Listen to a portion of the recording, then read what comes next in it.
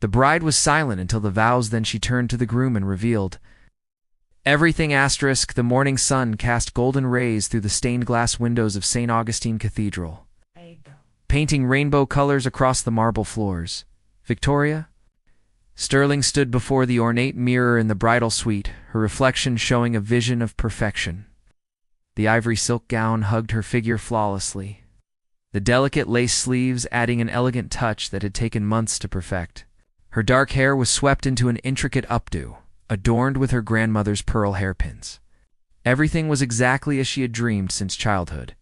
Her maid of honor, Jessica, bustled around making final adjustments to the train. "You look absolutely stunning, Vic," she said, tears forming in her eyes. "David is going to lose his mind when he sees you walking down that aisle." Victoria smiled, but something felt different today. She had woken up with an unusual sense of anticipation, not the nervous excitement she expected, but something deeper, something that made her feel like today would change everything in ways she couldn't yet understand. Outside, guests were already arriving. David's family filled the right side of the cathedral, their expensive suits and designer dresses creating an impressive display of wealth and status. The Hartwell family had old money, the kind that came with country clubs and private schools.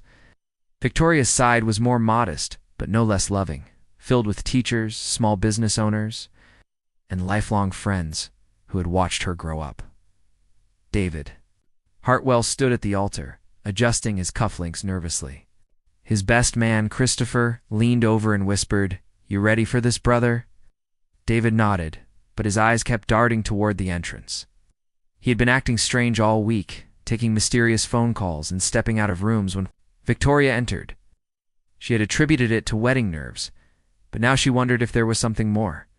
The wedding planner, Mrs. Rodriguez, moved through the crowd with military precision, ensuring every detail was perfect.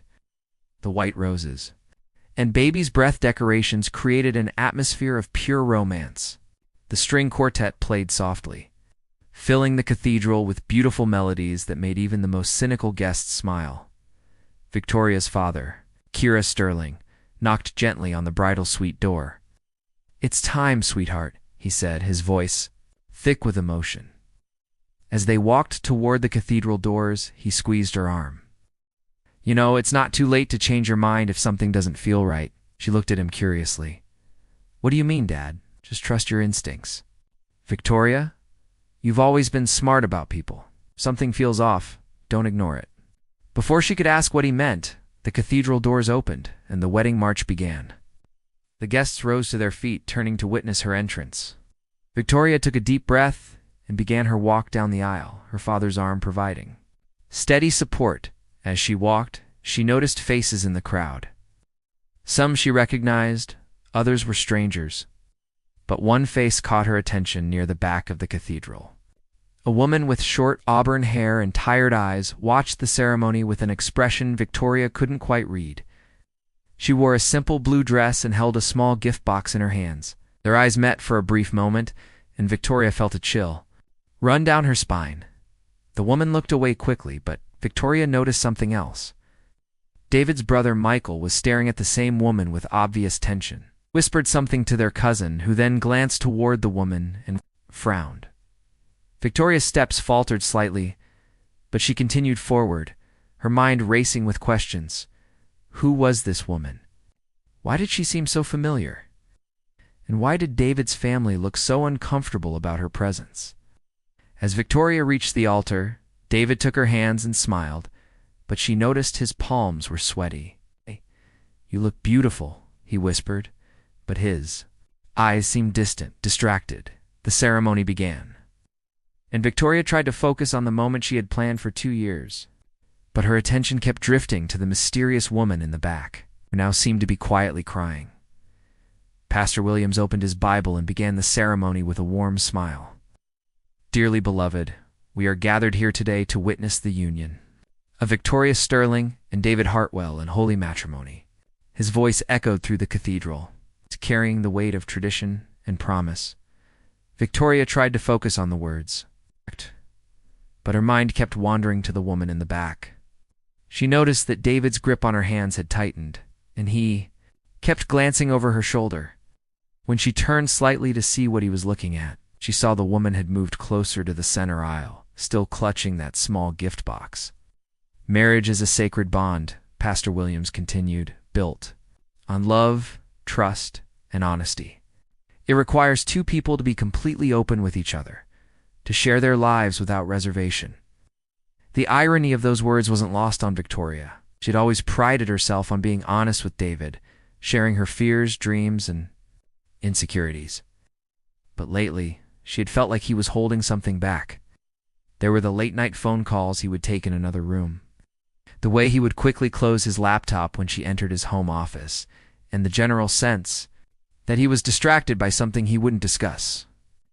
If anyone has a reason why these two should not be wed, speak now or forever hold your peace, Pastor Williams announced, following the traditional script. The cathedral fell silent, as it always did during this moment, Victoria had always thought. This part of the ceremony was outdated, a mere formality. But today, the silence felt heavy, pregnant with possibility. Just as Pastor Williams was about to continue, a small voice from the back of the cathedral spoke up. "Excuse me?" Everyone turned to see the auburn-haired woman standing in the aisle, her hands trembling as she held the gift box. "I'm sorry to interrupt, but I need to speak with David." Gasps rippled through the crowd. Victoria felt her heart stop. This wasn't happening. This couldn't be happening. It's not on her wedding day. David's face went pale. "Linda, what are you doing here?" he said, his voice barely above a whisper. But in the silent cathedral, everyone heard Linda, so he did know her. Victoria's mind raced, trying to place the name. David had never mentioned anyone named Linda, at least not that she could remember. "I tried to reach you," Linda said, her voice growing stronger. "I called, I texted, I even came to your office. But you wouldn't see. Me? You wouldn't talk to me." Victoria looked at David, searching his face for answers. "Who is she?" she asked quietly. David's mouth opened and closed, but no words came out. His best man, Christopher, stepped forward. "I think we should handle this privately," he said, trying to defuse the situation. But Linda shook her head. "No, I've been quiet for too long. I've let you pretend I don't exist, that what we had didn't matter. But I can't do it anymore, especially not today." The guests were now murmuring among themselves, some standing to get a better view of the drama unfolding. Victoria's mother, Patricia, looked horrified, while her father's expression was grim, but unsurprised. "Linda, please," David said, finally finding his voice. "This isn't the time or place." "When would be the time, David?" Linda asked, tears streaming down her face. "No, when you're on your honeymoon. When you've been married for a year, when our daughter asks why her daddy pretends she doesn't exist." The word daughter hit the cathedral like a thunderbolt. Victoria felt the blood drain from her face. She looked at David, who was now staring at the floor, his shoulders shaking. "Daughter," Victoria whispered, but her voice carried in the silence. Linda nodded, reaching into her purse and pulling out a photograph. "Emma, she's 3 years old. She has your eyes, David, your stubborn chin." Victoria's world tilted. 3 years old. That meant David had been with this woman while they were together, while they were planning their future, making promises, talking about starting a family.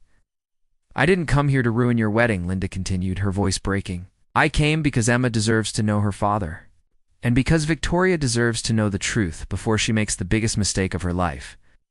The cathedral erupted in whispers and gasps. Victoria stood frozen, still holding David's hands, but feeling like she was standing alone in a room full of strangers. Pastor Williams cleared his throat.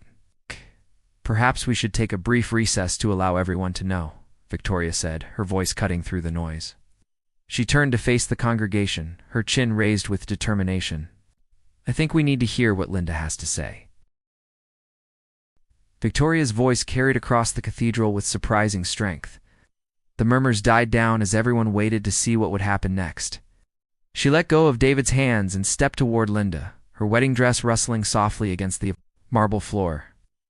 "Tell me about Emma," Victoria said, her voice steady, despite the storm raging inside her heart. Linda's eyes widened, clearly not expecting this reaction. She had probably prepared for anger, for denial, for being thrown out of the church, but not for this calm request for truth. "She's beautiful," Linda said, her voice soft but clear. "She loves stories and drawing. She asks about her daddy every day." Linda held out the photograph with shaking hands. "I brought this for you to see." Victoria took the photo, and her breath caught. The little girl in the picture had David's distinctive green eyes and the same dimple in her chin that Victoria had always found so attractive. There was no denying the resemblance. "When?" Victoria asked, still staring at the photo. "4 years ago," Linda said. "We worked together at the marketing firm downtown. David was between relationships, and I was ... Well, I was lonely. Wasn't supposed to mean anything, but then I fell in love with him." Victoria's mind calculated the timeline. 4 years ago, she and David had been dating for about a year. They had talked about being exclusive, about their future together. She remembered that period clearly because David had been traveling a lot for work, always stressed about deadlines and difficult clients. "He told me he loved me," Linda continued, tears streaming down her face. "He said he was going to leave you, that he just needed to find the right time.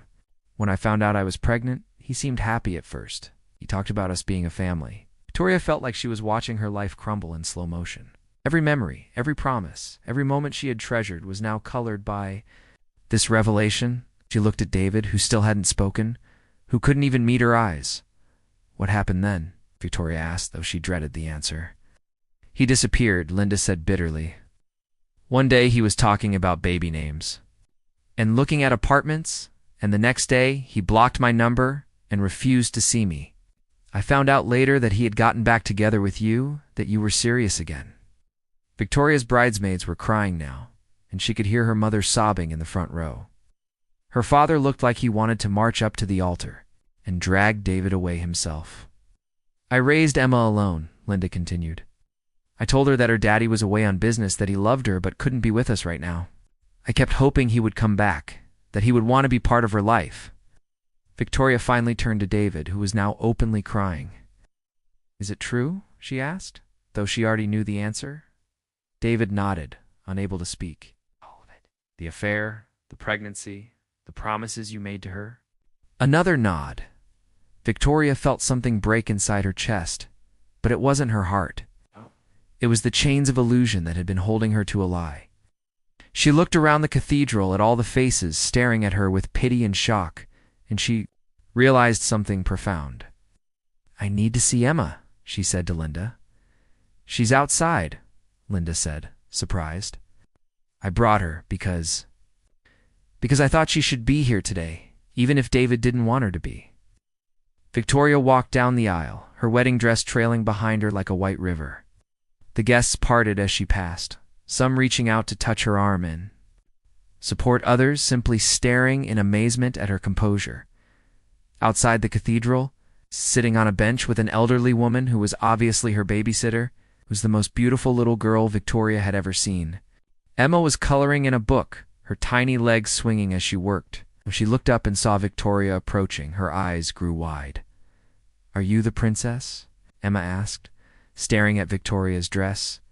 Victoria knelt down, not caring about her dress. "Getting dirty? I'm Victoria," she said softly. I'm a friend of your mommy's." Emma smiled, showing a gap where her front tooth was missing. "Mommy says my daddy is getting married today." "Is he marrying you?" Victoria's heart clenched. "You were going to get married, but sometimes grown-ups change their minds." "Like when I don't want to eat vegetables?" Emma asked. "Despite everything," Victoria smiled. "Something like that." Emma reached into her small backpack and pulled out a drawing. "I made this for my daddy. Mommy said he would be here today." The drawing showed a stick-figure family, a tall man, a woman with curly hair, and a small girl holding their hands. At the bottom, in crayon letters, Emma had written "My family." Victoria looked at the drawing and felt her last doubts disappear. This child deserved to know her father, and David needed to face the consequences of his choices. But more than that, Victoria realized she deserved better than a man who could abandon his own child. She stood up and walked back into the cathedral, where David was still standing at the altar, looking lost and broken. The guests watched as she approached, wondering what she would do next. "David," she said, her voice carrying clearly through the cathedral. "I need to ask you something, and I need you to tell me the truth." He nodded, finally meeting her eyes. "Do you love Emma?" David's face crumpled at Victoria's question. The simple inquiry about loving his daughter seemed to break something fundamental inside him. He looked out at the sea of faces watching him, all waiting for his answer, and for the first time in years. He couldn't hide behind excuses or deflections. "Yes," he whispered, then louder, "Yes, I love her. I've always loved her." Victoria nodded as if she had expected this answer. "Then why?" she asked. "Why did you abandon her? Why did you pretend she didn't exist?" David's hands shook as he ran them through his hair, destroying the perfect styling his barber had spent an hour perfecting. "Because I was scared," he said, his voice breaking. "Because I thought, if I could just make it go away, if I could pretend it never happened, then I could have the life I was supposed to have. The life you were supposed to have."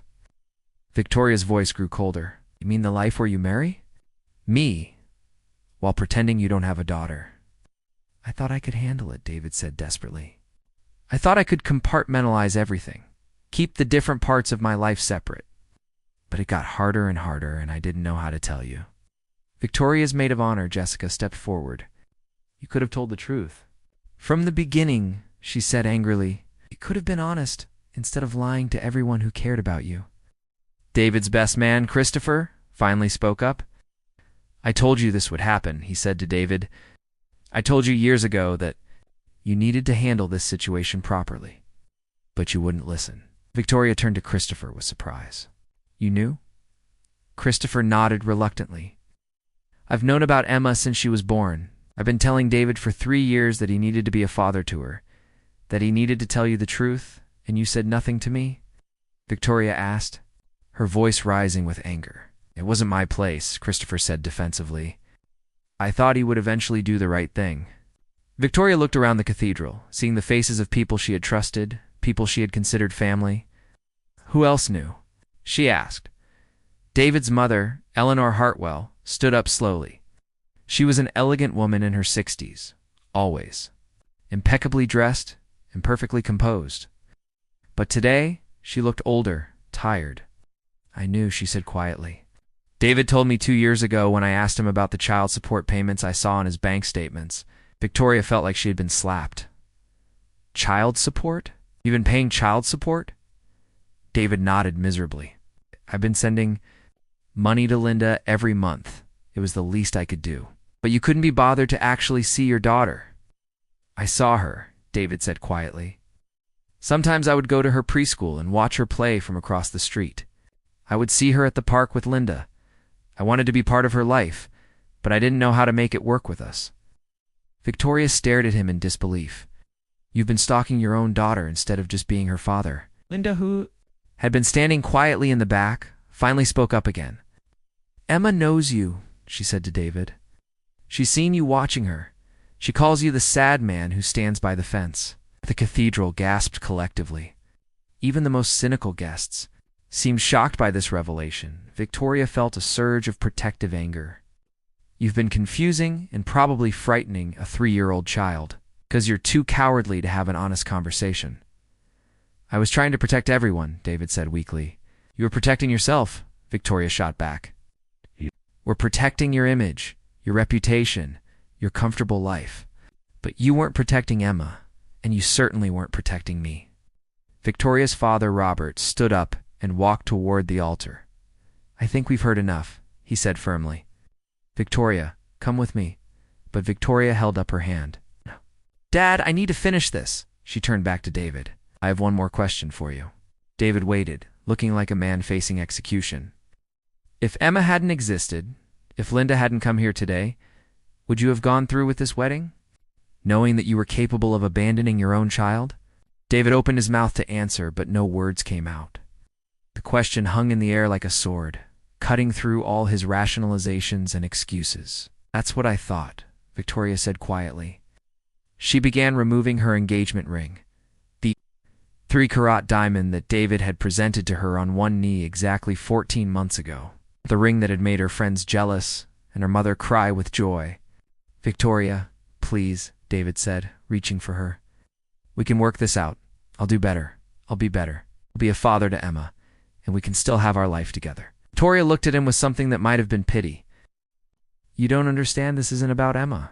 Not entirely. It's about who you are. You're a man who can look his daughter in the eyes from across a playground and then go home to plan a wedding with another woman. You're a man who can lie to everyone who loves you for years and then expect forgiveness when you're caught. Place the ring on the altar between them. I don't know who you are anymore. I don't think I ever did." The cathedral fell silent except for the sound of quiet crying from various guests. Victoria looked out at the assembled crowd, the flowers and decorations that had cost thousands of dollars. At the photographer who was still capturing every moment of this disaster. "I need to go talk to Emma," she said. "She's been waiting long enough to meet her father properly."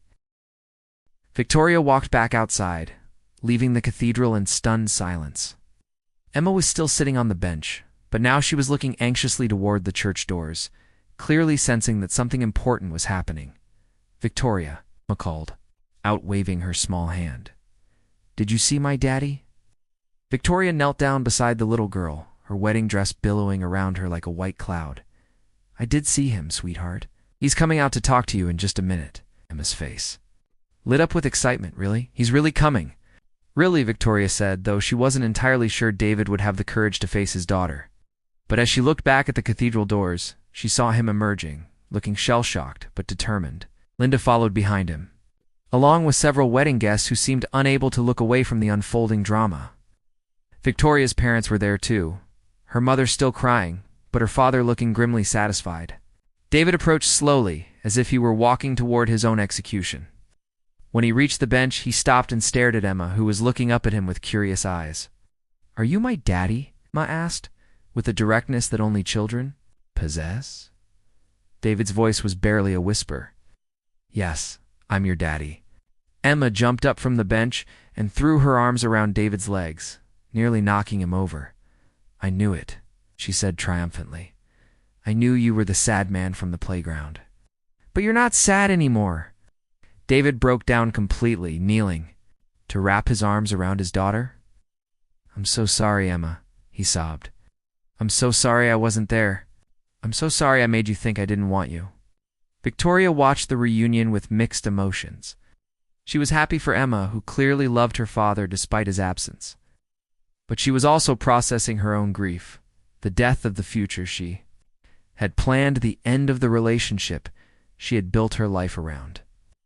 "I drew you a picture," Emma said, pulling the family drawing from her backpack. "It's us being a family." David looked at the drawing, then at Linda, then at Victoria. "Want to be a family?" he said. "I want to be the father you deserve, Emma.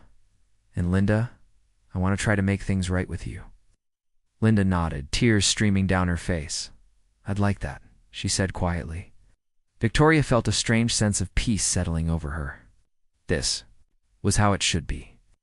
Emma should have her father, and David should face his responsibilities. But Victoria also knew that her part in this story was ending. "I should go," she said, standing up and brushing off her dress. "Wait," David said, looking up at her. "Victoria, I meant what I said. I want to be better. I want to be the man you fell in love with."